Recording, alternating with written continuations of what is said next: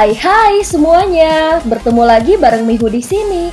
Oh iya, kali ini Mihu akan membawakan alur cerita Donghua yang berjudul Wudong Qiankun.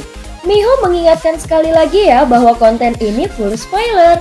Tanpa lama-lama lagi, yuk langsung aja kita masuk ke isi ceritanya. Melanjutkan dari kisah sebelumnya, Lindong tidak ragu-ragu begitu dia menerima simbol leluhur es.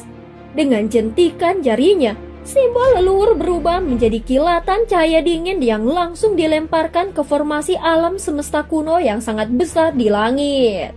Ketika simbol leluhur es dilemparkan ke dalam formasi, sinar cahaya segera meledak dari formasi alam semesta kuno saat tingkat kekuatannya berlipat ganda dengan cepat. Dengan bantuan simbol leluhur ketiga, tubuh sosok iblis yang telah membengkak hingga batasnya dikompres secara paksa. Iblis dengan cepat memudar saat sinar cahaya menyinari tubuhnya. Sementara jeritan menyedihkan terdengar tanpa akhir. Tidak mudah untuk menghancurkan raja ini. Pada saat ini sosok iblis itu juga merasakan ancaman kematian dan langsung melolong marah. Iblis dengan gila-gilaan melonjak dengan paksa mendorong sinar cahaya yang tak terhitung jumlahnya itu. Ekspresi Lindong dingin. Segel tangannya tiba-tiba berubah saat suara rendah bergema. Pemusnahan iblis Trinitas Ekstrim. 3 sinar cahaya tiba-tiba melesat keluar dari dalam formasi alam semesta kuno. Ketiga sinar cahaya ini berwarna hitam, perak, dan biru. Mereka tampak kecil tetapi kekuatan simbol leluhur yang terkandung di dalamnya semurni mungkin. Ketiga sinar cahaya ini ditembakkan ke arah sosok iblis dari 3 arah yang berbeda. Benang cahaya memanjang dari mereka, membentuk segitiga besar yang menyegel sosok iblis itu. 3 simbol kuno muncul di 3 sudut formasi cahaya ini saat kekuatan kuno dan perkasa menyebar keluar. Begitu formasi cahaya segitiga terbentuk, cahaya hitam tak berujung kilat dan aura es tampak memenuhi langit saat mereka melonjak. Ki iblis yang menutupi langit dengan cepat dipukul mundur. Sementara segitiga bercahaya menyusut dengan kecepatan yang mencengangkan. Saat segitiga cahaya menyusut, sosok iblis yang tersegel di dalamnya juga mulai terkompresi dengan cepat. Raungan kemarahan yang gila terus muncul. Pemusnahan iblis, teriak Lindong. Saat ini kilatan menyenangkan tiba-tiba melintas di matanya. Formasi cahaya segitiga tiba-tiba meledak saat ki iblis yang deras menghilang dengan panik. Jeritan sedih putus asa dengan cepat mengikutinya. Gelombang kejut yang tak terlukiskan membentang di udara. Domain gelap benar-benar hancur. Sementara ki iblis di dalam menghilang menjadi ketiadaan pada saat ini. Lindong juga terkena gempa susulan. Dia segera merasakan rasa manis di tenggorokannya dan dia memuntahkan seteguk darah segar saat sosoknya melesat ke belakang.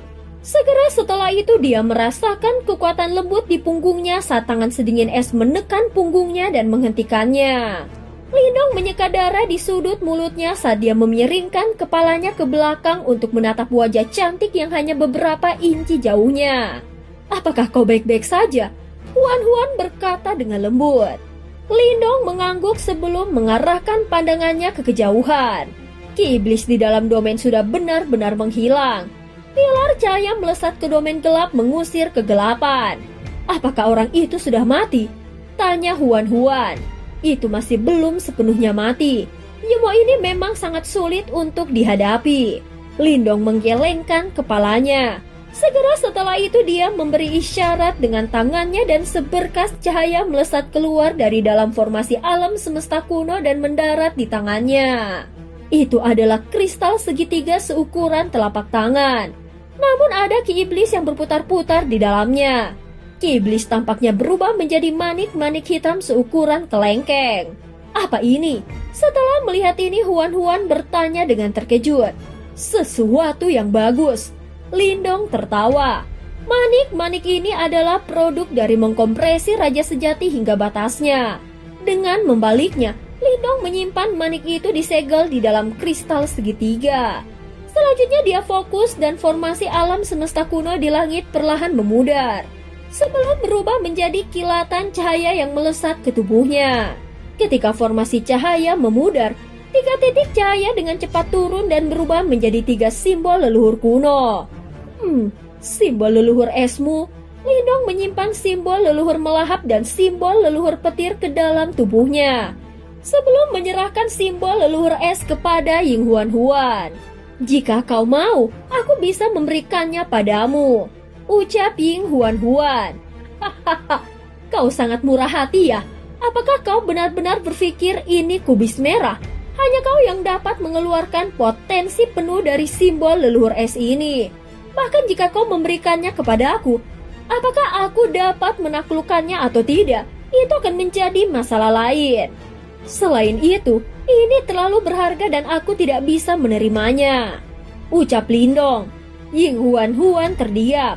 Ketika dia melihat bahwa Lindong tidak berniat menyimpannya, segera dia mengulurkan tangan untuk menerima simbol leluhur es itu. Ki iblis sudah memudar. Tablet batu sunyi besar seharusnya sudah pulihkan. Lindong mengalihkan pandangannya ke bawah.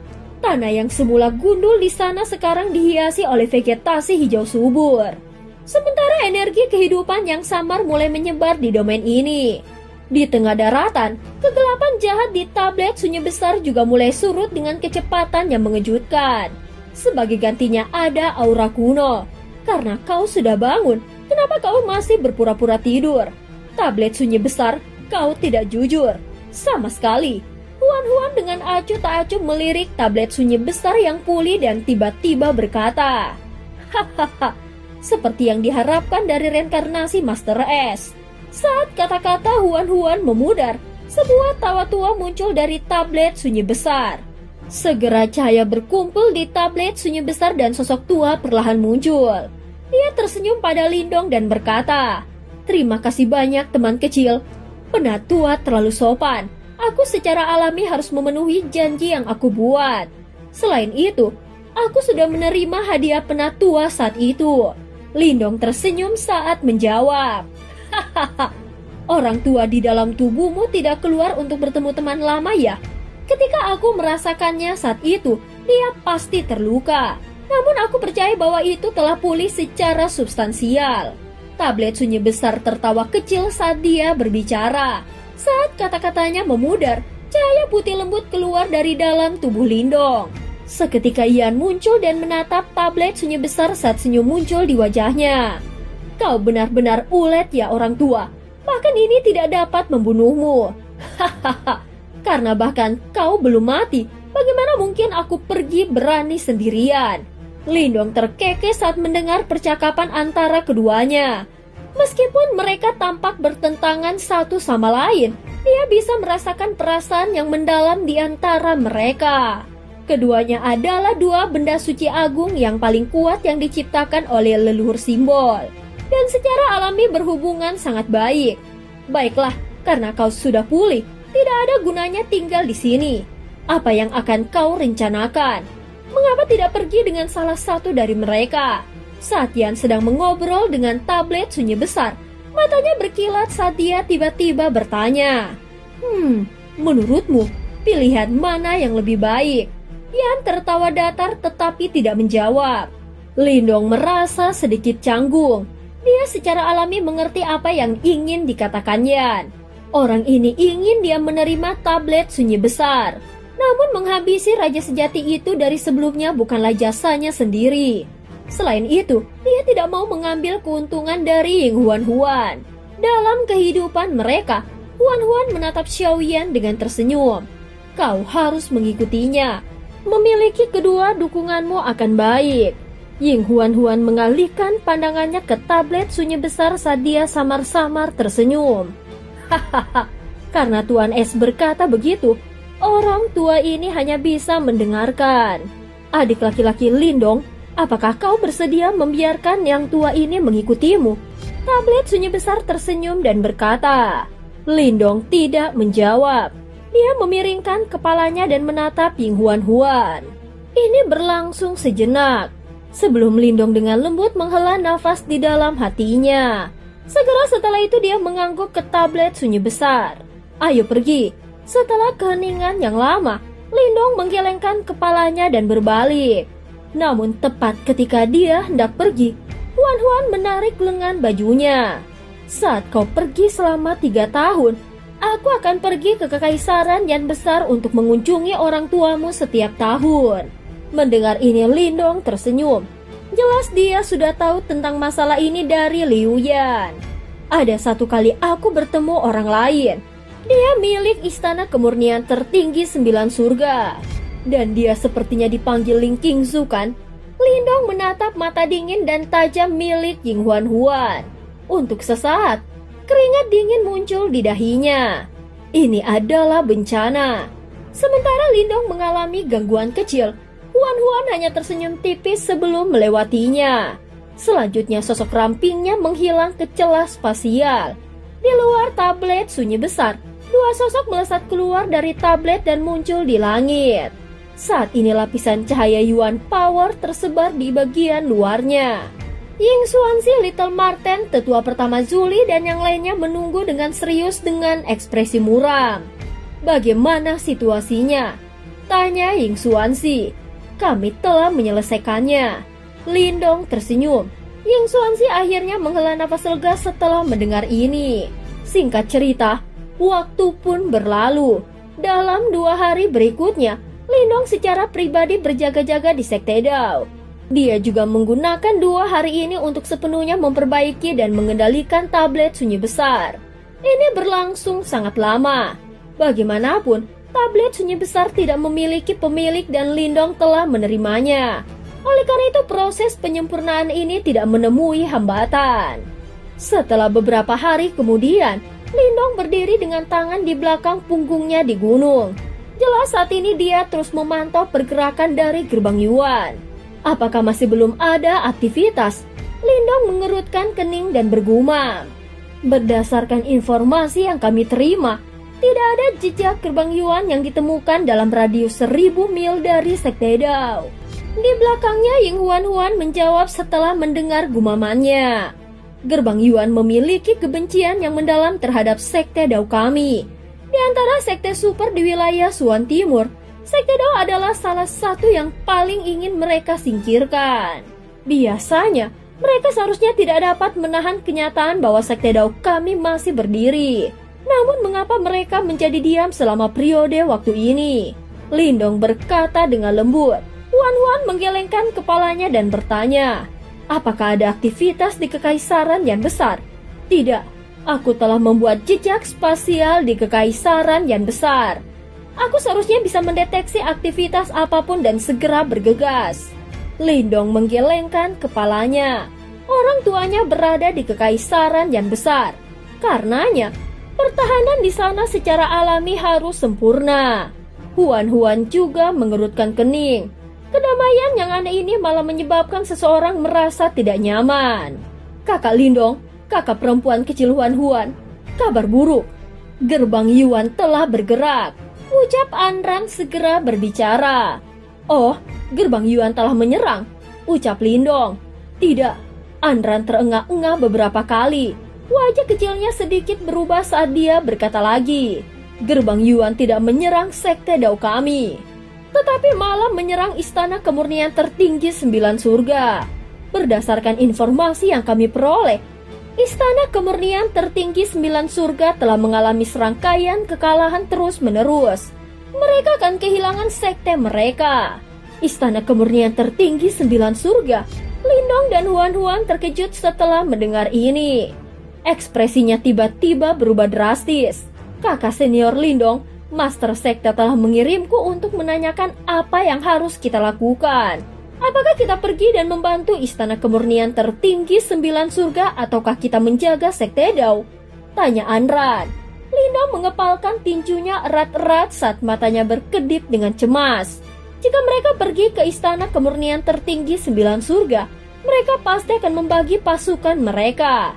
Apa yang akan mereka lakukan jika mereka tertipu oleh tipuan Gerbang Yuan untuk mengalihkan pasukan mereka? Dan Gerbang Yuan akhirnya mengambil kesempatan untuk menyerang Sekte Dao. Namun jika mereka tidak pergi, Istana Kemurnian tertinggi 9 surga pasti akan dihancurkan. Pada saat itu Ling Qingzu kemungkinan besar tidak akan lepas dari malapetaka ini. Lindong jelas tidak bisa duduk diam dan tidak melakukan apa-apa ketika dia memikirkan wanita sombong itu. yang tidak bisa dia lupakan. Di antara sekte super di wilayah Suwon Timur, hanya Sekte Dao dan Istana Kemurnian Tertinggi 9 Surga yang tersisa.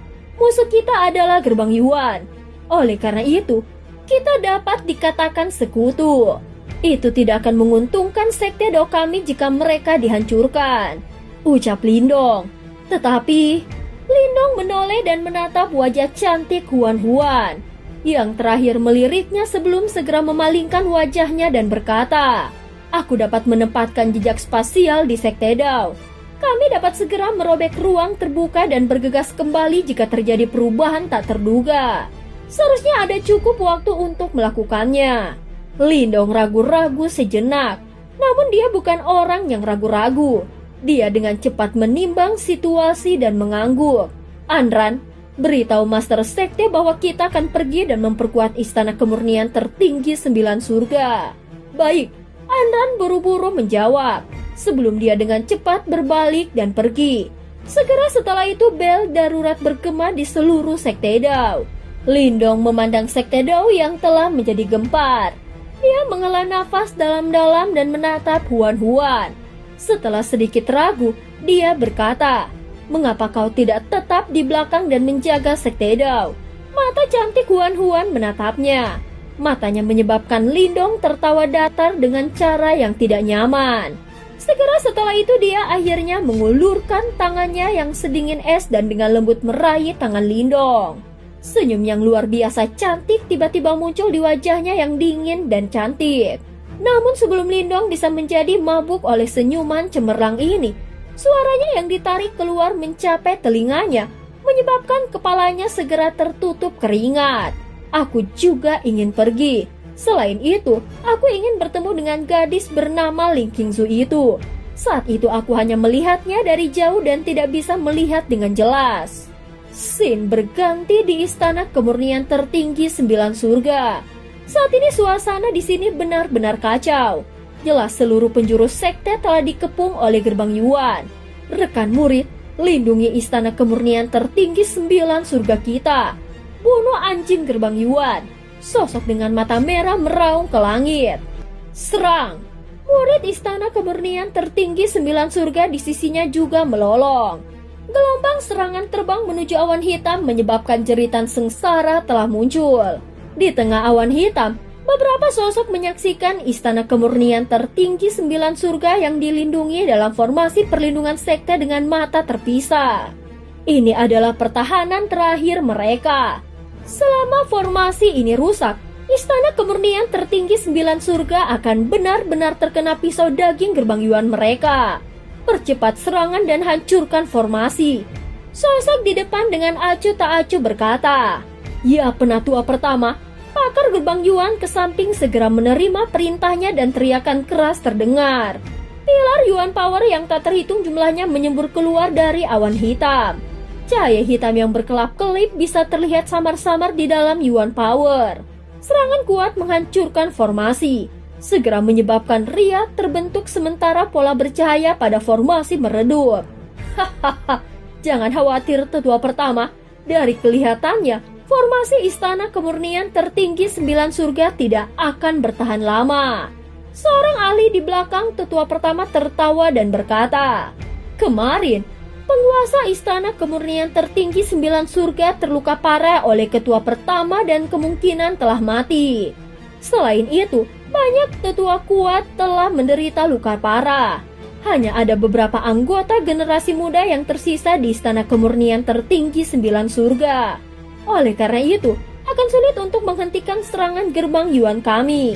Kabut hitam menyebar, menampilkan sosok sesepuh pertama. "Jangan meremehkan Istana Kemurnian Tertinggi 9 Surga. Menurut apa yang aku tahu, kemungkinan ada rahasia besar yang tersembunyi di dalam istana." Oh, para tetua di belakangnya terkejut. Ekspresi mereka agak meragukan. Jelas bahwa mereka belum pernah mendengar tentang apa yang disebut rahasia besar kali ini. Hahaha, jangan tanya aku tentang itu. Bahkan 3 master sekte tidak tahu apa itu. Tetua pertama berkata dengan lambat. Karena ini sangat penting.